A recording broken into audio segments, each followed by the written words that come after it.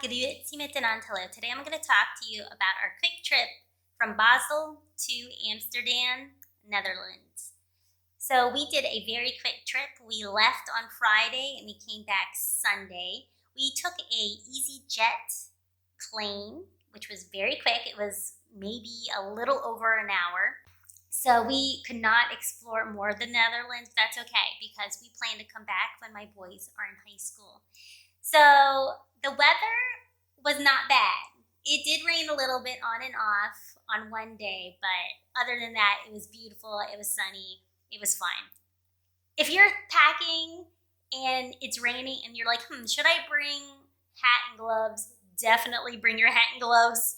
Lesson learned. I had to buy a hat at a gift shop, but it wasn't the end of the world. It was 17 euros. So we bought a 2-day pass when we landed, and that's free buses, trams, and trains.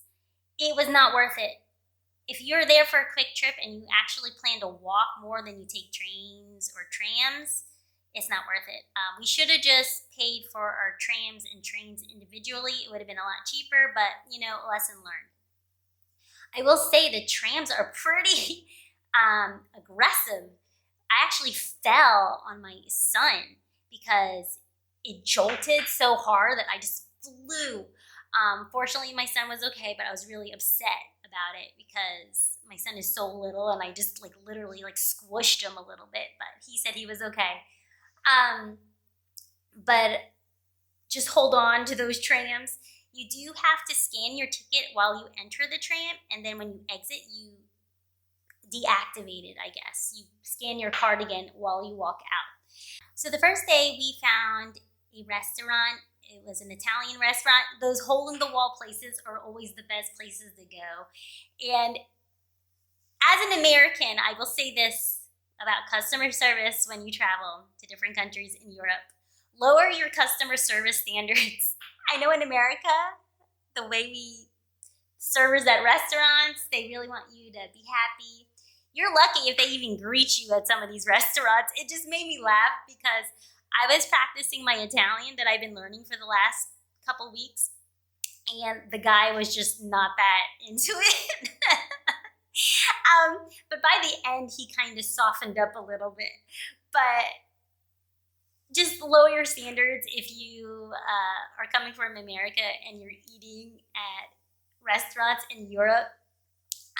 It's just kind of funny sometimes to me how people are so grumpy. But sometimes when people are really grumpy, but they still, are a good server, I will really be generous with the tip. And then they'll be way nicer to you when you leave. I have worked in the restaurant industry. I know how servers are sometimes treated and the stress of being a server or just being in the restaurant industry. So I get why people are sometimes grumpy, but I always say, if someone's having a bad day, try to make it a little brighter. Other times, don't leave a tip. But when someone's super grumpy, sometimes I'm even extra generous because I'm like, maybe if I tip them very well, they will turn their frown upside down and be happier and won't be annoyed at us annoying Americans. So we went to the Nemo Science Museum. It is the best science museum we've ever been to. It was so much fun. It was so interactive. We had a great time. We actually stayed a long time because there's so many fun activities and it's huge, so you don't feel overly crowded in there. After that, we had a quick bite to eat and then we headed over to the art museum. I will post a picture down below because I am not about to say this name. But this art museum was absolutely beautiful.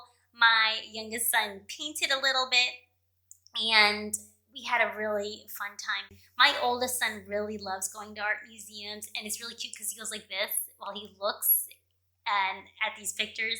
So it's really cute, and these are really beautiful old pieces of art. I am not an art person, as in I can't tell you if something's from the 17th century and it's by this artist, but I do appreciate it. And I looked at the little placard and it was really fun. It was really interesting and we had a really great time. So if you have an hour or two, head towards the Royal Palace of the Netherlands. We had around 2 hours to spare before going to the airport, and it was amazing. This royal palace is beautiful. It is so intricate. I mean, we just sat there and just looked how intricate everything was. So we tried to book tickets a few days before we left to the Anne Frank Museum and another art gallery, but they were sold out. If you are trying to go to the Anne Frank Museum, don't make the mistake of not booking your tickets early, because they were all sold out, and I'm not about to stand in line for 2 or 3 hours to get tickets. I'm kind of glad this did happen because my children are very young. They're only 8 and 10, and I want to wait until they're in high school, until they really learn about World War II, and then take them to all the places they're learning about. So, for instance, when we went to Hawaii, we didn't go to Pearl Harbor because my children have not learned about that yet. And when we do go again, when they are in high school, after they learned about Pearl Harbor, we're going to go back to Pearl Harbor so they understand the history of it. And so I want my children to go to Anne Frank Museum when they are in high school and they really understand it.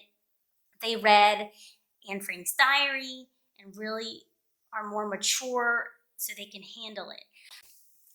I would totally 100% go back to Amsterdam. The Netherlands is so beautiful. Unfortunately, we couldn't explore other cities because we were in a time crunch, but we will 100% go back to the Netherlands. I don't really go back to places unless I really, really like them. And so far, I would totally go back to Hawaii. I would totally go back to Vienna, and I would totally go back to Amsterdam. If you like this video, please like it and subscribe to my channel. Vielen Dank.